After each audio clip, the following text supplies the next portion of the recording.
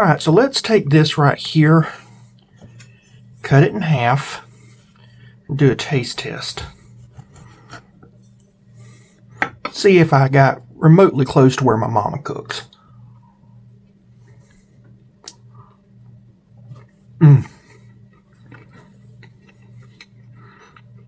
Oh yeah.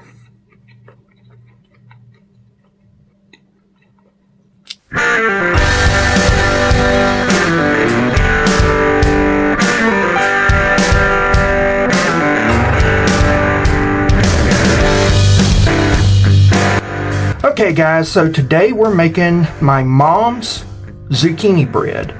She has been on a quest to make the perfect zucchini bread. And after trying some, saying this is not it, close but no cigar, she has stumbled upon probably the best zucchini bread I've ever eaten. And it is what I call trailer park cooking because it relies upon a lot of pre-made ingredients doing the heavy lifting. So we got Duncan Hines yellow cake mix, and we got Jell-O vanilla pudding. All right, so this right here is I believe instant pudding, which is what she said to use. I want to make sure I had instant pudding, and it is. So using instant pudding, and then a bunch of flavoring. So this is butter flavoring. Vanilla is normal, but this one is weird. And this is, I think this is quintessential Southern for when I was growing up. So this is a company called Superior. And Superior makes a imitation vanilla, butter, and nut flavoring. And it is what old-timey Southern women, once this came out, they put in all their cakes. It's just that good. And if you ever want the best, basically it's always cooked as a pound cake. I guess you would call it a pound cake. I don't know what it really would be called otherwise, but they call it their vanilla, butter, and nut cake. And this right here is considered the quintessential cake to take to any event. Somebody dies, you're having some type of party, you have company come over. This is the quintessential cake that you make. And so we're going to take this, and it's always done it's done in a loaf pan. It was never done like a regular cake. They show a cake, but the old-timey Southern ladies that I knew always did it like a pound cake, and it's in a loaf pan. So that's kind of interesting there. But this right here is fantastic stuff. I normally don't cook with a lot of artificial flavors. I don't like to use cake mixes or instant puddings or anything of this nature, but you need it. This cake needs it. So the problem is I've got to grate this. Of all the things I hate doing is grating. These are pecan halves. I just took my fingers and just kind of broke them up. I don't use a chopper for any of that, but other nuts I might, but not pecans. This right here I've got to hand grate. So I'll be back, and we're going to hand grate this 6 to 8 inch zucchini. It came from my neighbor Mike, and so we're going to be making Mike some zucchini bread. Stay tuned. This right here is my box grater. It has a plastic catcher, and that's the reason why I'm using it today. Also, in fact, I don't have an electric grater, but if a company wants to sponsor me with their electric grater or food processor, I will definitely take it. Got me a little disposal thing on the end. This zucchini he gave to me a few days ago, so it's a little dried out on the end, which is perfect. And then this grater here, I want to show, it has blades on both sides so that you can just do this. And we're going to be doing this for a while. I'll be back when I get this done. I absolutely hate this part. So as you can see here, it's a little messy. It is roughly 2.5 cups of grated zucchini here is what I've got, because I've got about a half cup that's on this grater as well. So when you grate it up, figure anywhere from 2 cups to 2.5 cups of grated zucchini. Now we'll get this into the bowl and add in the other ingredients. Okay, I've got my oil here, and I've added in 6 ounces of my chopped up pecans, busted up pecans. and they're irregular. I just bust them up. You can chop them if you want them to look finer. But I'm putting them in oil, and the reason why I'm doing that is just kind of coat them a little bit better, and that'll make it better for incorporation. And it also helps me a little bit with the measurement, so that it's roughly about 6 ounces, roughly about half cup. So I've got that in there.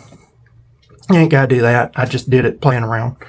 To that, we're going to add in our eggs. Got 4 eggs. We're going to crack them up.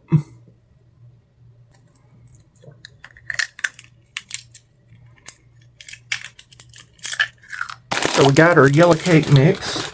We're going to open that up.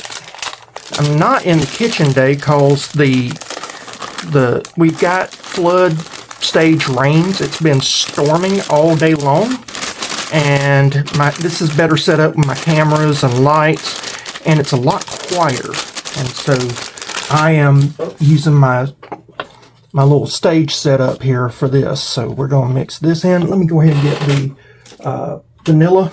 This is our vanilla pudding. This is instant pudding. Do not use the cooked kind.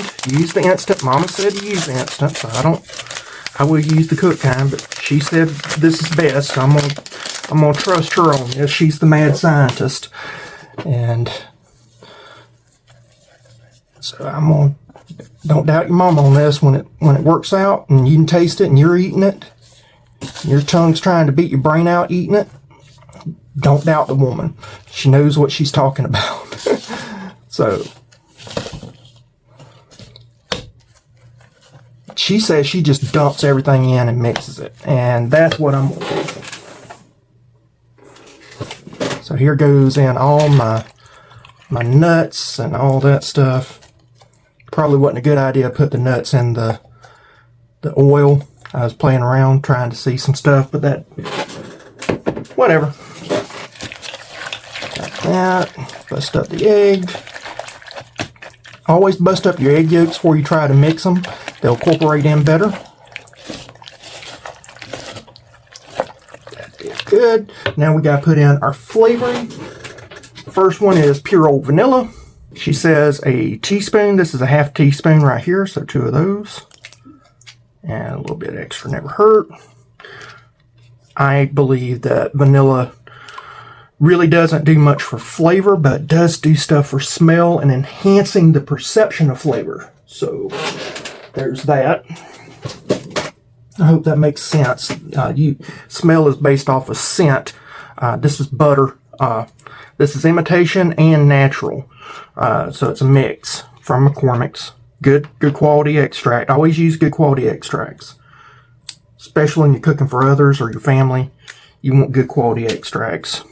So here we're going to use a half, maybe a little bit more. I had a little bit run over there, so that's perfect. You can't overdo it with the imitation stuff because it's very strong. Now the superior. She said that she put in about 4 drops because she was running out. So she said a quarter would be better. This has a very strong smell to it. I'm going to do a half. So she says a quarter, I'm doing a half. I believe more is better. She's always fought that with me. So we're going to get this stirred in.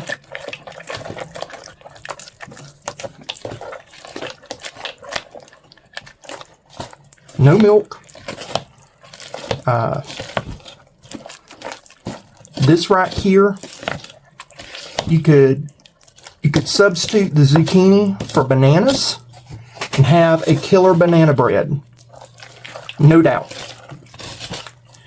You could substitute the zucchini for carrots, add a little bit of pumpkin pie seasoning, apple pie seasoning,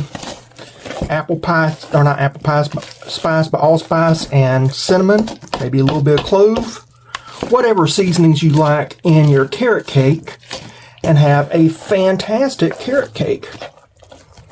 So this right here is a versatile cake. You could put yellow squash in here and have a yellow squash cake or yellow squash bread. I've never had okra, or as we say here in my part of the South, okra. Never had okra or eggplant done in a bread, but like an Asian eggplant. Put that in there. That would be interesting.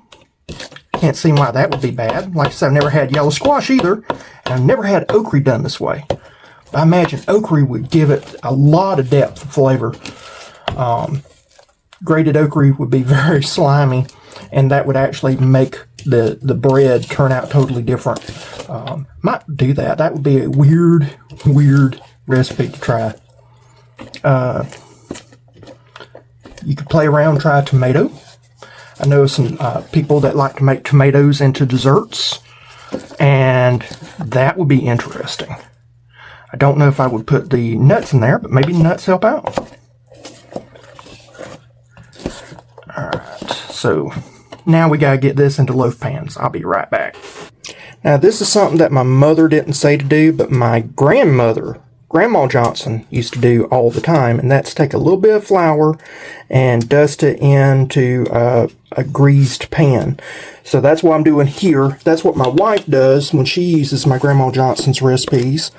And I have a sneaking suspicion that my mom did the same thing. She didn't say she did, but I know the ways of the Jedi women in my family. I could be wrong. I've been wrong before. Mom surprises me all the time. She'll do stuff that I'm like, that shouldn't make sense, but it does, and I'm going with it. Like this recipe here, it is the best I've ever had. And so I'm making this for my neighbor Mike. I'm not going to eat any of this.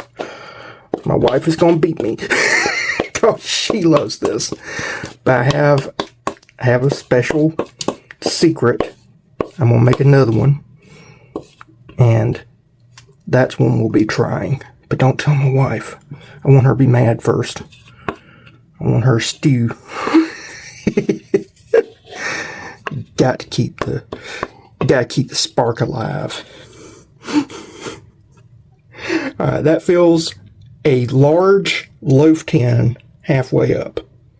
Alright, and that's what you're needing is your loaf tins to be halfway up because this rises up, from what I understand.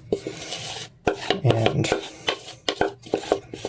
thank my mom for sharing this recipe because now I get to share it with you and everybody else. And anybody that I have a lot of people said, you have your mom's recipe for this or that.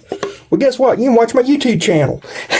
And I'm going to put this at, and Mom knows I hate 350 degrees. That is of the devil. But I'm going to do what she says. 350 degrees for 40 to 45 minutes.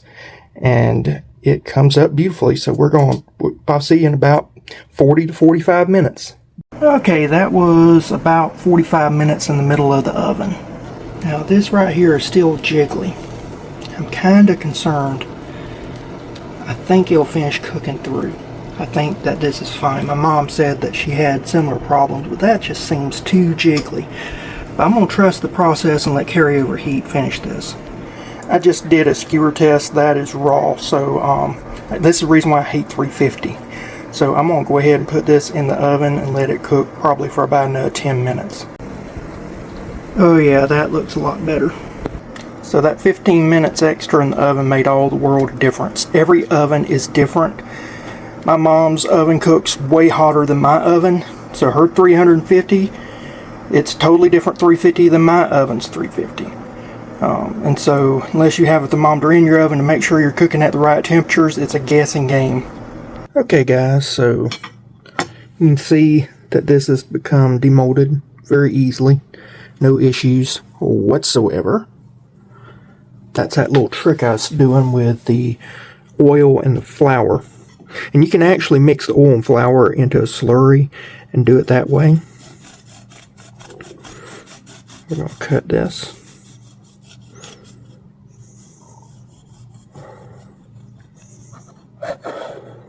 Using a bread knife. Ooh, look at that slice.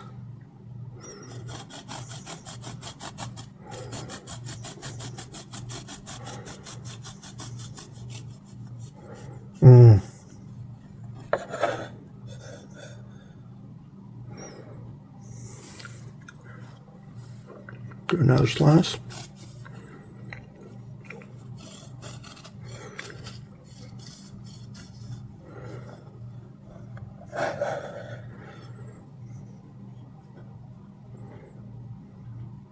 Just look at that. Don't that look good? All right, so let's take this right here, cut it in half, and do a taste test. See if I got remotely close to where my mama cooks.